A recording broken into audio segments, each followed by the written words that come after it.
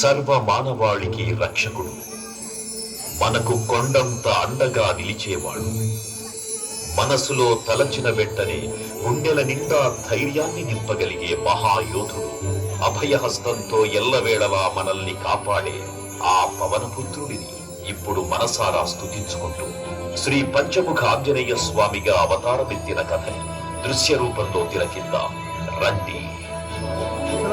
శ్రీయాంజనేయం ప్రసన్నాంజనేయం ప్రభాతజ్ఞాయం ప్రకీర్తిప్రదాయం భజే వాయుపుత్రం భజే బాలగాత్రం భజే పవిత్రం భజే సూర్యమిత్రం భజే రుద్రరూపం భజే బ్రహ్మతేజం.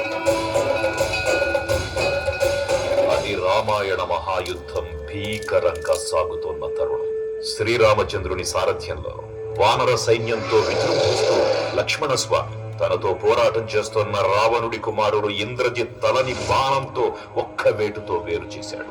ఇంద్రజిత్ మరణవార్త విన్న రావణుడు ఆవేశంతో ఊగిపోయాడు. ప్రతీకారం కోసం పాతాళ లోకాధిపతి తన సోదరుడు అయినటువంటి మహిరావణుడి సహకారం కోరాడు. ప్రభాతంబు సాయంత్రమీ నామ సంకీర్తనలు చేసి నీ రూపు వర్ణించి నీ మీద నీ మూర్తి గావించి నీ సుందరం పెంచి నీ దాసదా సుందరై రామ భక్తుండనై నిన్ను నే కొల్చెదను. నీ కటాక్షంబునం చూచితే వేడుకలు చేసితే నా మొరాలించితే నన్ను రక్షించితే. తంత్ర విద్యలో ఆరితేరిన మహిరావణుడి దాడి గురించి విభీషణుడి ద్వారా ముందుగా తెలుసుకున్న హనుమంతుల వారు తన ప్రభువుల విశ్రాంతి మందిరానికి కాపలా ఉండగా ఆ దుష్టుడు లోపలికి ప్రవేశించడానికి పలు ప్రయత్నాలు చేసి చివరికి మాయోపాయంతో విభీషణుడి రూపం ధరించి మందిరంలోకి ప్రవేశిస్తాడు. నిద్రిస్తున్న రామలక్ష్మణులను అపహరించి పాతాళ లోకానికి తీసుకుని పోతాడు. అంజనాదేవి గర్భాన్మయా దేవ నిన్నెంత వారన్ దయాశాలి వై చూచియుందాతవై దోషికరం నిలిచియున్ తొల్లి సుగ్రీవ కున్మంత్రి వై స్వామి కార్యార్థమై ఏకి శ్రీరామ సౌమిత్రులను చూచి వారిని కారించి సర్వేసు పూజించి యజ్ఞానుషం పంటు గావించి వారిని సంపించి కాకుత్సతిల కుంటుతా దృష్టి వీక్షించి కిష్కింధకే తెచ్చి శ్రీరామ కార్యార్థమై లంకకే తెంచియున్ కాల్చియుం యజ్ఞూని తుంచూచి ఆనందము పొంగి ఆయుంగరం విచ్చి ఆ రత్నముం తెచ్చి శ్రీరామకున్నిచ్చి సంతోషముం చేసి. తన ప్రభువులను కాపాడుకోవడానికి వాయువేగంతో పాతాళ లోకానికి చేరుకున్న ఆంజనేయ స్వామికి సగం మొసలి సగం వానర రూపంలో ఉన్న వింత జీవి ముఖద్వారం వద్ద కాపలా కాస్తూ కనిపిస్తుంది. ఆ జీవి మకర ధ్వజుడు అనే తన పుత్రుడు.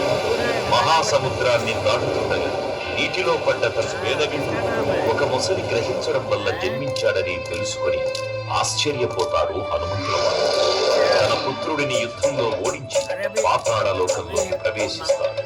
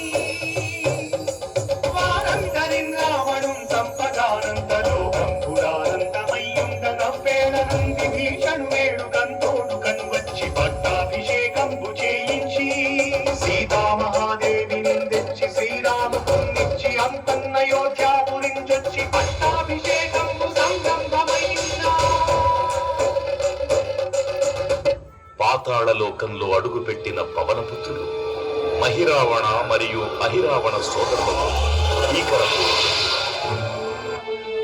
5 దిక్కులలో ఉన్న 5 దీపాలను ఒకేసారి ఆర్పడం ద్వారా మాత్రమే వారి మరణం సంభవిస్తుందని చెప్పగా అప్పుడు మహాబలి 5 ముఖాల ధారణ చేసి పంచముఖ ఆంజనేయునిగా అవతరించి ఏకకాలంలో 5 దీపాలను ఆర్పివేసి ఆ దుష్ట సోదరులను తుదముట్టిస్తారు.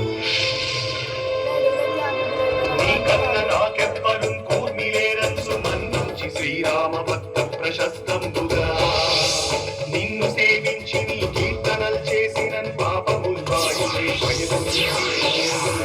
రాజ్యముల్ కల్పునే సామ్రాజ్యముల్ కల్పు సంపత్తులు కల్పునో వానరాకార యోగ యోగీర నీవే సమస్తం ఆధారకం బ్రహ్మ మంత్రం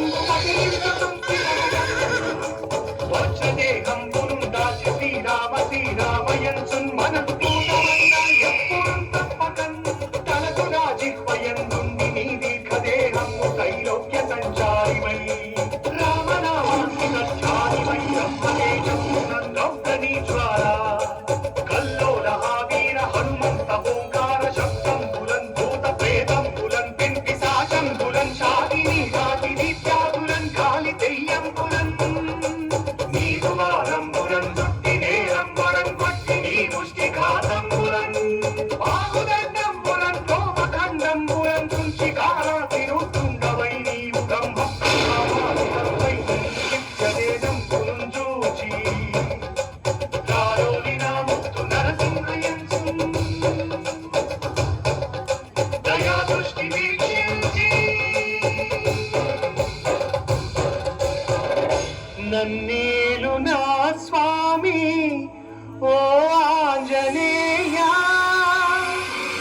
నమస్తే సదా బ్రహ్మచారి నమస్తే నమో వాయుపుత్ర నమస్తే నమః. తూర్పు దిక్కున చూసే శ్రీ హనుమాన్ ముఖం సర్వ పాపాలను హరించేదిగా, దక్షిణ దిక్కున చూసే శ్రీ నరసింహుని ముఖం శత్రు భయాన్ని పోగొట్టి విజయం చేకూర్చేదిగా, పశ్చిమ దిక్కుని చూసే శ్రీ గరుడ ముఖం భూత ప్రేత తాంత్రిక భయాలను పోగొట్టేదిగా, ఉత్తర దిక్కు వైపు చూసే శ్రీ వరాహ ముఖం గ్రహదోషాలను హరింపజేసి అష్టైశ్వర్యాలను అందించేదిగా, ఆకాశం వైపు చూసే శ్రీ హయగ్రీవ ముఖం విజ్ఞానాన్ని, విజయాన్ని, ఉత్తమ జీవిత భాగస్వామిని అందించేదిగా పురాణాలు చెబుతున్నాయి.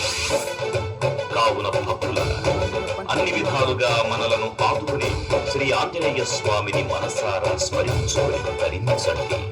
శ్రీ శ్రీ శ్రీ మహావీర బజరంగ బలికి జై.